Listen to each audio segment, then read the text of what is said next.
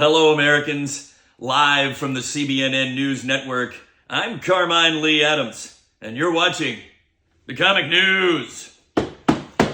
Well, first up this week, thank you to all the new followers of @Comic Book News Network. We appreciate your support. For those of you who haven't yet followed the page, please give it a follow, put in a comment, and heck, if you know somebody else who might like the page, tag them, and we'll welcome them to the family. And now on to our lead story this week, James Gunn with some startling announcements. That's right, many of us had hoped that it wasn't true, and we were kind of denying what we've been seeing for years, but we can no longer deny the harsh realities of what we were hit with this week, when we all must admit to the fact that James Gunn is in fact a cat man. He continues to post on his Twitter feed his feline friend on what he calls Catterday, and we can no longer deny this harsh reality. James, you're a cat man, and I can't say I like it, but we'll live with it. Also, on a slightly smaller story and announcement from James Gunn, The List.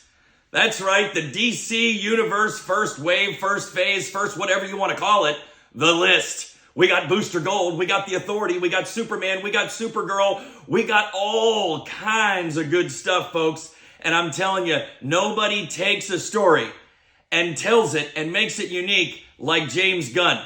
If you don't believe me, what were we talking about this time last year? Well, I'll tell you what we were talking about and what we were all watching. We were watching John Cena play his piano version of Motley Crue's Home Sweet Home. Last year at this time, Peacemaker was the best superhero show on a screen of any size. And you know who made that happen? James Gunn. How many of you are out there buying Peacemaker keys before that show landed? And oh, by the way, the viewership at the season finale compared to the first show, well, let's just say the graph went something like this. Woohoo!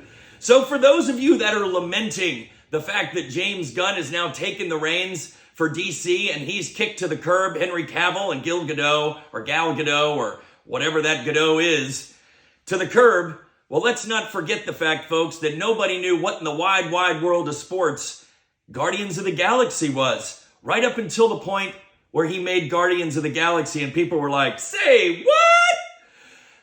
Turned out to be, I don't know, a movie that did $770 million international. Then he followed that up 3 years later with $869 million international with Guardians of the Galaxy 2. Folks, nobody takes a story that is obscure and makes it otherworldly like James Gunn. And competition is good. Competition is good in business, it's good in teams, and it'll be good for the comic book industry. DC is going to get better, and that's only going to make Marvel better. And if you haven't watched the last few Marvel movies, folks, well, they could use a little improvement. And that means if DC and Marvel continue to get better, then they're only going to get more relevant, and that's good for those of us that love the comic book community. So I say, good luck to you, James Gunn. No pressure. We're all counting on you.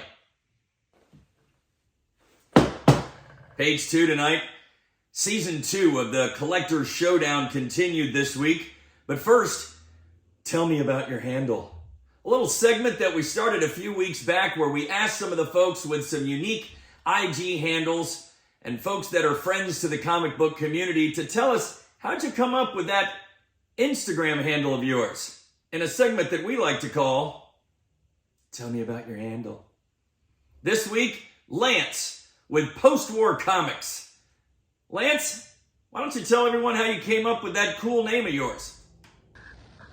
What's up, guys? Lance here with Postwar Comics. Why did I choose the IG handle Postwar Comics? I don't know. I'm just kidding. I do know. A value of mine that a lot of people don't know about is I value peace and nonviolence. In the post-war era, the mid-century era was a symbol and kind of a beacon of that. It was a hope of the American family that we would not be at war anymore and there's no need for violence anymore. So there's that, and the fact that the post-war era is a mid-century era where comics were freaking awesome. In the late 40s, 50s, and 60s, that's when I wanted to, that's the era that I want to collect books from. So post-war comics kind of somehow embodies both of those values of mine. So I'd love to collect from that era, and peace. Thanks, Lance. It's so cool to hear a little bit of the story behind folks' IG handles and to hear a little bit more of their story. Lance is not just a successful collector and business owner, but he's also one of the most genuine and real people you'll ever run into. Thanks for taking the time, Lance. We appreciate it. To Lance and the whole post-war comics team, they're what helps to make the comic book community the best community. Appreciate you. Okay, so season 2 preliminary rounds of the Collector Showdown on Gotham Comics kicked off last week. And let me tell you, folks, it was no joke. If you missed it, I hope you were able to catch this week's show, because the preliminary rounds rolled on and they continue to roll on next Saturday as well. And I got to tell you, people weren't messing around. You may remember last week's show, I was saying this Things and Things guy is kind of an unknown commodity. He might have things, he might have things, he might have a whole basket of nothing and be out real early. Well, I'm here to tell you, folks, JP Tex was playing hurt going up against Things and Things, but he had no chance with the straight ballers and bangers that Things and Things was throwing up there. Oh my God, we're talking golden age with some of the lowest census counts out there. Hot stuff. God, what was it? Special edition comics and adventure comics. Then he throws up a freaking Whiz Comics. It was insane. This is a preliminary round, folks. If this is what he's pulling out in the preliminary rounds, what are we going to get later on when it really starts getting real? Whew, it was something else. Great stories by JP Tex, but ultimately the books were just too hard to overcome, and Things and Things has announced his presence with authority, ladies and gentlemen. We'll see what happens when the seeding and the real fun starts in a few weeks. The second preliminary round saw Evan Husney going up against 9.8 TMH. This had some of the, let's just say, most ridiculous books I've ever seen. That's right. We had a John Tarr. No, there's no, you know why you haven't heard of it? Because nobody's heard of it. But we did have a John Tarr 8.5 go up against, I think, a Ric Flair sighting. There was also a sighting of Michael Jackson and the always popular and very rare Flame Boy comics. Well, it's obvious that these two players were not going to burn up any of their quality books heading into the next round. But come on, fellas. Flame Boy and Ric Flair? Let's hope that there's better things to come. Ultimately, Evan Husney won the race to the bottom in that preliminary round, and we expect better as we move on to the next round. Could just be part of their strategy and might be a wise play on their part. This week saw Russian Max go up against LI Comics. And I have to tell you, it's the first time we've ever seen one competitor vote for another while the competition's going on. But that's what happened. We had a tie, 6-6. We went to the tie break where they both have to reveal a book at the same time, and then it happened. Russian Max throws up Detective Comics number 39. Woo! That was sick. Robin. Third appearance of Robin, and probably one of the few covers, as Russian Max identified on the show, where Robin's not getting his ass kicked. He actually looked like he was going to be able to help out in this cover. Well, it was enough for Russian Max to take the tiebreaker and win in that preliminary round. And I'll tell you, folks, it is a heck of a way to spend a Saturday checking out these competitions and some of the amazing books going up between these competitors. Thank you to Il Sun for providing the color commentary and the census count during the show. And thank you to Dom with Gotham Comics for putting this show on and all the collectors who are participating. I got to tell you, I am so excited to see how this season 2 of the Collector Showdown is going to play out. You can tell that these collectors, when they see a book come up in a live sale, they're not hesitating. They claim that thing because they've done their homework, right? And that brings us to tonight's segment of, what are you doing? What are you doing? You know, if you've done your homework and you've seen in the preview that a book is coming up in the live sale that you want to add to your PC, and you know that the price that the book is being offered for is fair, then what are you doing? Put an offer up. claim that thing at full price, bring that sucker home to daddy. But no, last night, and I continue to see in live sales all over the Instagram, folks that lament about how they missed out on a book that they wanted because that book comes up on the live sale and they make an offer instead of claiming it at full price. And look, I'm all for a deal, okay? If you've done your homework and the price that the vendor has put on the book is higher than you were willing to pay, heck, if it's not within a reasonable amount, then let them put that sucker on the board and take your chances. And if it stays up there for a little while, make an offer, and who knows, you might get it for cheaper than you were anticipating paying earlier on.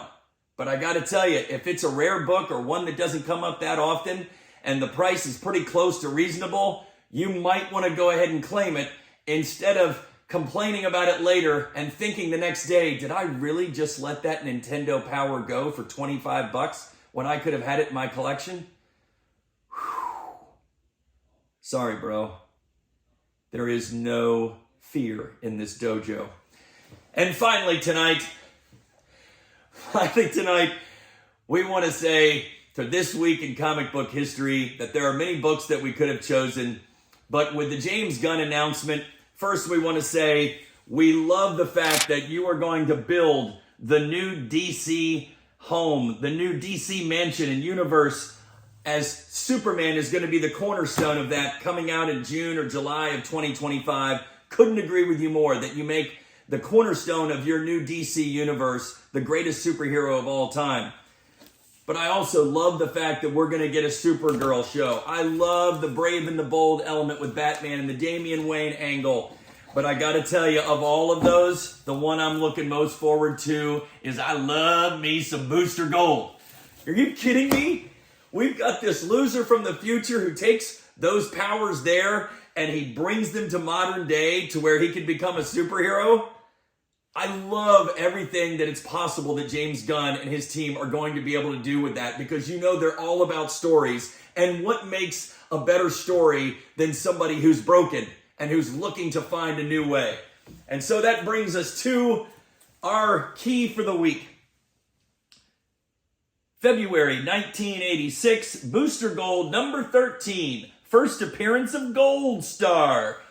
First appearance of Gold Star. This week in comic book history. We hope that you go out there and get those Booster Gold keys. And before some of you say, well, I couldn't possibly run out there and buy any of those Booster Gold keys, or the Authority, or Supergirl, well, let's just remember back, 2014, when there wasn't too many people out there picking up those Tales to Astonish 13s, first appearance of Groot, the Marvel Presents number 7, Marvel Superheroes number 18, the origin and first appearance of the Guardians of the Galaxy. But you know why you're picking them up now?